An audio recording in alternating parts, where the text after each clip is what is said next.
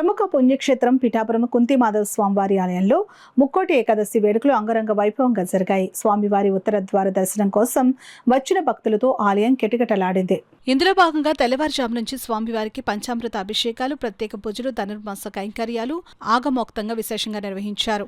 అనంతరం వైకుంఠ ద్వార దర్శనాన్ని ప్రారంభించారు. భక్తులు అశేషంగా తరలివచ్చి స్వామివారిని దర్శించుకుని ఉత్తర ద్వార దర్శనం గావించారు.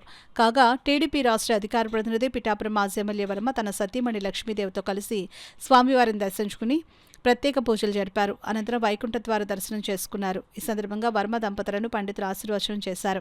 ఈ సందర్భంగా వర్మ మీడియాతో మాట్లాడుతూ ఆలయం అభివృద్ధికి ముఖ్యమంత్రి CGF నిధులు సమకూర్చేలా కృషి చేస్తానని అన్నారు. కుంతిమాధవ స్వామి టెంపుల్ 18వ శతాబ్దంలో 18-19 మధ్య శతాబ్దంలో నిర్మాణం చేసిన అప్పుడు ఆలయం ఈరోజు దర్శనం చేసుకోవడం జరిగింది.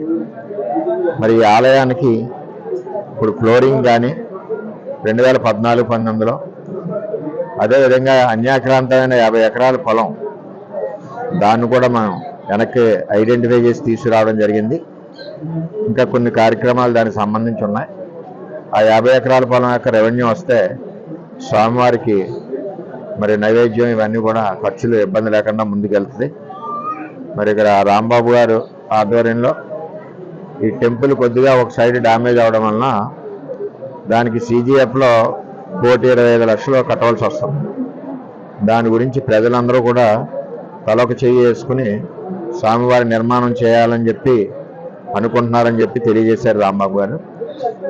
దానికి సంబంధించి ఏది ఏమైనా సరే రిమైనింగ్ అమౌంట్ ఇంకో 4.5 కోట్లు ముఖ్యమంత్రి CGF నిధి నుంచి మరి వచ్చేలాగా ప్రయత్నం చేస్తామని చెప్పి తెలియజేస్తా ఉన్నాం. ఈ విషయం కూడా మనం ఎలక్షన్ ముందు కూడా వీళ్ళకి తెలియజేసాం. వాళ్ళందరూ కూడా ఎలక్షన్లో కూడా పనిచేశారు.